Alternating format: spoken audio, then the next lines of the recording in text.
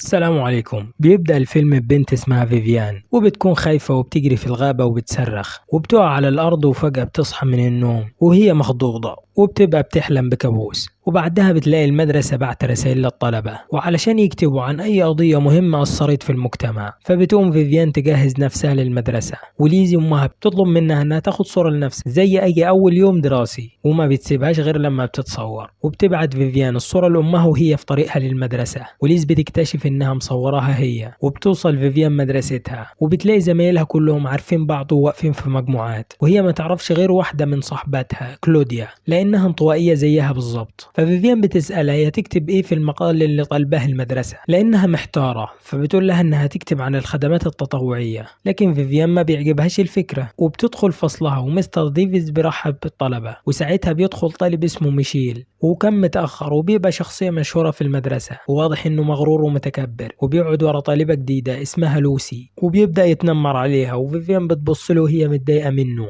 لكن ما بتقدرش تتكلم لأنها بتخاف من المشاكل. وبعد المدرسة بتروح مع أمها يشتروا حاجات من الماركت وبالصدفة بيقابلوا جون زميل أمها في الشغل وبيبان إن هما معجبين ببعض. وفيفيان ساعتها بتاخد بالها فبتكلمه بطريقة وحشة. وتاني يوم في المدرسة وهي في البريك بيلفت نظرها زميلها توم وبتكون معجبة بيه وبشخصيته وبتقول لكلوديا إن هو ألطف واحد في فصلهم. وبعدها بتدخل قاعة الأكل وبتلاقي ميشيل بيتعرض للوسي وبيضايقها لكن بتعمل نفسها مش واخدة بالها وبتبقى متعصبة منه وبتروح للمديرة مارلين وبتشتكي لها منه. وبتتفاجئ من المديرة انها بتقول لها ان هو طالب مثالي ومحبوب من كل الطلبة وكمان قائد فريق الكرة في المدرسة. فبتمشي لوسي وهي متضايقة وبتقابلها فيفيان وبتنصحها انها تحاول تتجنب ميشيل على قد ما تقدر لكن لوسي بتقول لها انها مش خايفة منه ولا من غيره وبيبان ان شخصيتها قوية. وفي البيت فيفيان بتقعد تدور على موضوع تكتبه للمقال بتاعها وبتتكلم مع امها وبتعرف انها كانت زمان مناصرة للمرأة. ففيفيان بتسألها عن اغانيها المفضلة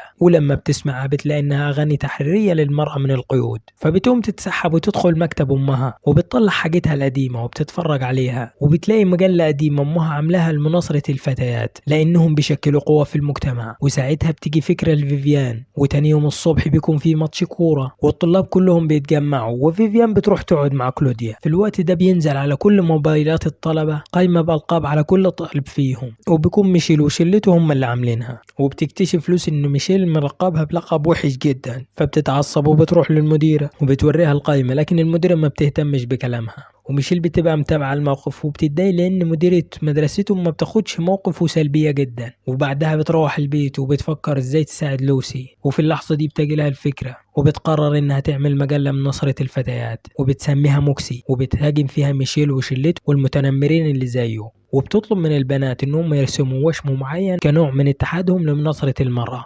وبتصور نسخ كتير من المجلة. والصبح بتروح المدرسة بدري قبل ما الطلبة يوصلوا وبتدخل الحمام وبتحط المجلات وبتسمع صوت جاي ناحيتها فبتقلق وبتستخبى في الحمام. وبيدخلوا بنتين وفي واحدة فيهم بتشوف المجلات وبتقراها وبتتأثر هي وصاحبتها بالمكتوب فيها فبيقرروا ان هم يوزعوها على البنات. ولما بتدخل فيفيان فصلها بتلاقي لوسي بتتخانق مع ميشيل لانه واخد منها المجلة ومش عايز يديها لها علشان فاكرها هي اللي كاتباها. فبتديها فيفيان نسخة تانية ولوسي بتشكرها. وفي البريك فيفيان بتبقى قاعدة مع كلوديا وبتجيهم لوسي وبتسألهم إذا كانوا هيرسموا الوشم على إيدهم بتاع قضية مناصرة الفتيات. فبتوافق فيفيان لكن كلوديا ما بتبقاش مقتنعة بفكرة الرسم ولا بتبقى مقتنعة بفكرة المجلة. وتاني يوم فيفيان بتوصل المدرسة وبتبقى راسمة الوشم على إيدها ولكن بتلاحظ إن مفيش حد من البنات رسم حاجة فبتخبي إيدها وتروح تغسلها علشان تشيل الوشم لكن بتتفاجئ إن كيرا قائدة فريق البنات للكورة من الوشم فبتتحمس وما بتشيلوش. ولما بتخرج من الحمام بتلاقي معظم البنات راسمينه وبيأيدوا فكرة المجلة وبتستغرب إن توم كمان هو راسم على إيده الوشم وبتحس إنه كمان معجب بيها. وفي الفصل بيعزمها على حفلة عند صديقه برادلي وهي بتوافق وبتاخد كلوديا وبيروحوا الحفلة وبتلاقي كل زمايلها موجودين هناك وبياخدوا مايا وكيرا وبيلاقوا لوسي مجمعة كل البنات وبيحاولوا يعرفوا مين صاحبة المجلة علشان يأيدوها ويشكروها. وفيفيان بتبقى مترددة وما بتعلنش عن نفسها لكن كلوديا بتبقى شاكة فيها ولما بتسألها بتنكر. وبيبدأوا البنات يحكوا عن كل الحاجات السيئة اللي بيتعرضوا لها من الشباب في المدرسة. ولما بترجع فيفيان البيت بتقرر تعمل النسخة التانية من المجلة وبتهاجم فريق القراصنة وبتكتب عن التنمر والعنصرية الموجودين في المدرسة وبتعمل نسخ كتير وبتروح تحط كمية كبيرة منها في الحمام. ولما بتخرج بتخبط في توم وبتقع منها المجلات، وبيكتشف انها صاحبة المجلة وبتترجى انه ما يقولش لحد، وبيقول لها ان هو معجب بشخصيتها وبيقول لها ان هو مش هيقول لحد. والمجلة بتنتشر في المدرسة كلها والكل بيقراها، وبتطلب منهم ان هم يجوا يوم الخميس بقمصان من غير اكمام كاعتراض منهم على التنمر، وعلشان ترضي المديرة كاترين بسبب لبسها. وبتقدر فيفيان تكسب تأييد كل البنات، لكن كلوديا بتبقى خايفة ومترددة ومش عارفة هيكون رد فعل ايه والدتها من الكلام ده.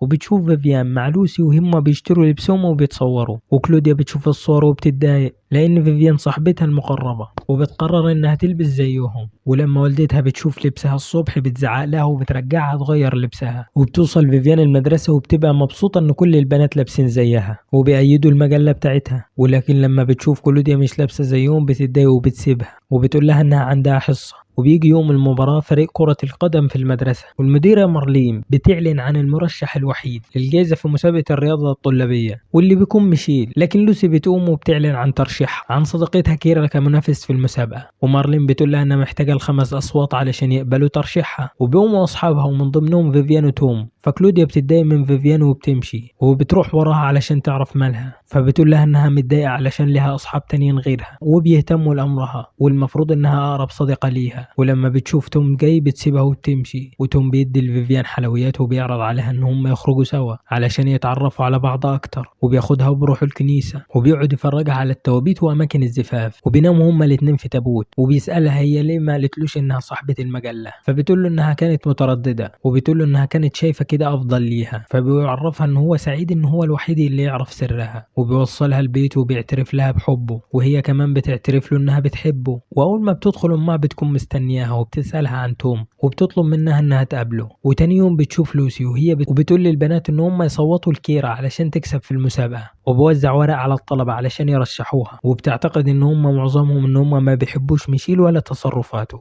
وفي وقت البريك بتروح كلوديا لفيفيان ولوسي وبتقول لهم ان مارلين شالت اعلاناتهم علشان ما سجلوش في الإدارة، وانها تروح بالنيابة عنهم تسجل المجلة. فبتقوم فيفيان وبتحضنها وبيصالحوا بعض، ولوسي بتقترح عليهم ان هم يحتفلوا، وفعلا بيعملوا حفلة وبيغنوا وبيرقصوا وبيقضوا وقت جميل مع بعض. وتاني يوم في المدرسة وهم بيتفرجوا على النشرة المدرسية بيتفاجئوا ان هم مستضيفين ميشيل، واللي بيحاول يدمر مصداقية المجلة عند الطلبة ويكسب تعاطفهم. وبيقول لهم انه ضحية هجوم موجه من صاحبة مجلة لوكسي وانها بتحاول تسوق سمعته، وبيطلب منهم ان هم يصوتوا له في المسابقة. وبروح توم يتعرف على والدة فيفيان وبياخدها وبروح المباراة علشان هيعلنوا عن الفائز في المسابقة، وكلهم بيبقوا متحمسين وواثقين من فوز كيرا. لكن عكس المتوقع مارلين بتعلن ان ميشيل هو الفائز وكلهم بيتصدموا، وفيفيان بتتضايق جدا. ولما بتروح البيت بتلاقي جون زميل امها موجود، فبتعامله وحش وبتزعق لامها وبتدخل اوضتها. فبتقرر انها تعمل نسخة جديدة من مجلة لوكسي وستيكر مكتوب عليه كلمة بغيض وبتحطها في كل حتة في المدرسة. فبيستفزها ميشيل باسلوبه وبيحطها على لبسه وبيتريق عليها. ولما المديرة بتعرف بتستدعيها وبتهددها بالرفض بسبب افعالها وبتسيبها وبتخرج. فبتقرر فيفيان انها تاخد الجائزة بتاعت المديرة كأحسن مديرة في المدرسة وبتروح بها البيت.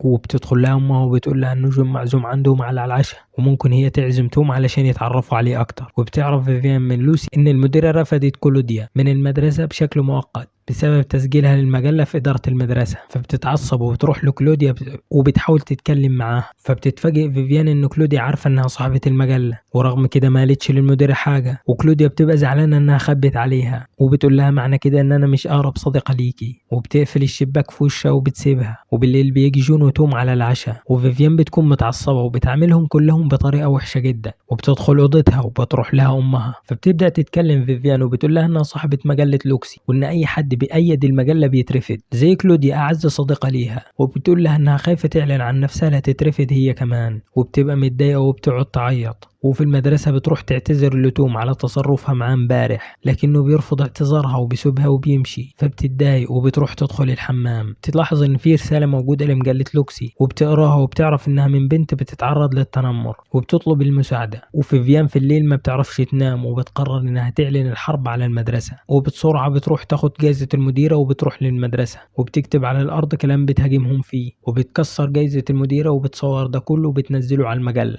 وبتطلب من كل البنات انهم يتجمعوا ويعترضوا على كل السلبيات اللي موجودة في المدرسة. وفعلا كل البنات بيتجمعوا وبيخرجوا لساحة المدرسة، وفيفيان بتعترف لهم انها صاحبة المجلة وانها بطبعها جبانة وبتخاف، لكن دلوقتي هي مش خايفة من حد وانها قوية وكل اللي بيأيدوا مجلتها ومش هتستسلم. وفي الوقت ده بتظهر بنت اسمها إيما وبتقول لهم ان هي صاحبة الرسالة، وبتحكي حكايتها مع ميشيل ومضايقته ليها، فالكل بيتعاطف معاها. وهنا بيعرفوا ميشيل على حقيقته وبيبدأوا البنات يتشجعوا بكل واحدة بتحكي عن تنمره وتصرفاته السيئة معاهم، وبيشكروا فيفيان لأنها سبب في إن صوتهم يتسمع. وبتيجي كلوديا وبتصالحها، وبتيجي لها أمها وبتقول لها إنها فخورة بيها، وبتلاقي توم وبتعتذر له وبيقبل اعتذارها وبوري لها إنه كاتب اسمها على إيده، فبتتبسط جدا. وفي الوقت ده بتدخل مارلين فصل ميشيل وبتبلغه إن هو مرفوض من المدرسة كعقاب على كل اللي هو عمله. لو عجبكم الفيديو يا ريت تدوسوا على اللايك. سلام.